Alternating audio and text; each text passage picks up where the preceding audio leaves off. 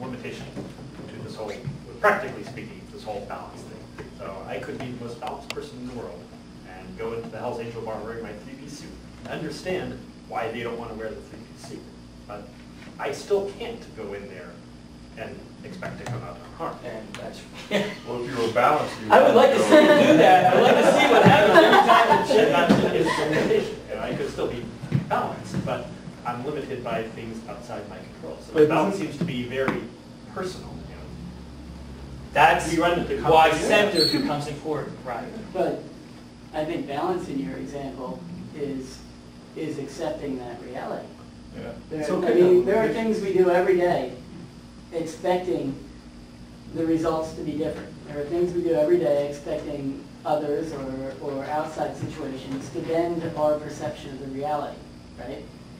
In the example of wearing a three-piece suit into the biker bar, you know, that's an extreme example, but it illustrates the point. Someone who does that, you know, and does it expecting to have a deer and a smile is you know, unbalanced. Is falsely expecting that reality they're walking into to bend to their perception. They're not acknowledging the, you know, what they're introducing into that environment. They're not acknowledging the image that they're portraying in that space. They're just expecting to walk in. And that's the understanding that we talked about before. If I'm even dressed like this, I'm not in a three-piece suit, but just like this, I'm not walking into the Hells Angels bar. But it's because I understand what would happen there. I understand what's there. I don't need to walk in to prove my understanding. So there's a control. There's a control that I have. I'm sorry, go ahead. But is that strictly a balance thing? I mean, to me, that just seems more Aesthetic. that is an understanding of the mentality. But how does that reflect on you being a balanced person? I think with another analogy, I can hit a point on this. I mean, if you could understand that putting your head under a guillotine is going to kill you as well. I mean, so a balanced person wouldn't do that. If you're not going to walk into a situation of certain death and expect not to die. I mean, and that's what you're doing when you walk into a bar. I mean, you're confronting like an element, like a fire element. Like, oh, I'm a small piece of wood or I'm a drop of water. I'm just going to walk in here and be okay. That doesn't make any sense. But one thing about this, let's talk in terms of balance. I can be a balanced person. I can understand what's waiting for me if I walk into that biker bar in a three-piece suit and still choose to do it. Yes. If you choose The choice is still mine. If you choose death.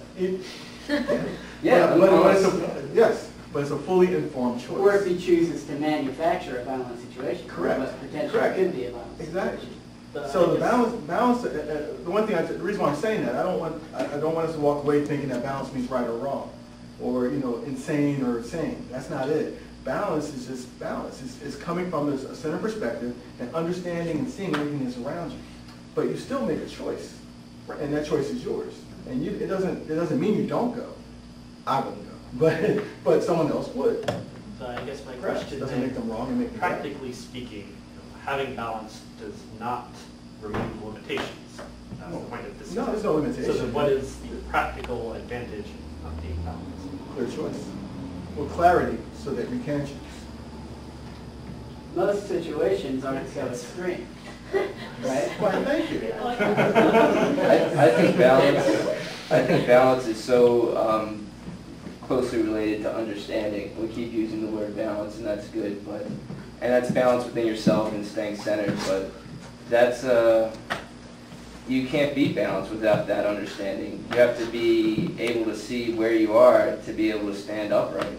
I mean, you have to be able to see the ground in front of you, and you have to be able to see that a lot of it's of your own creation. I mean, that choice is of your own creation.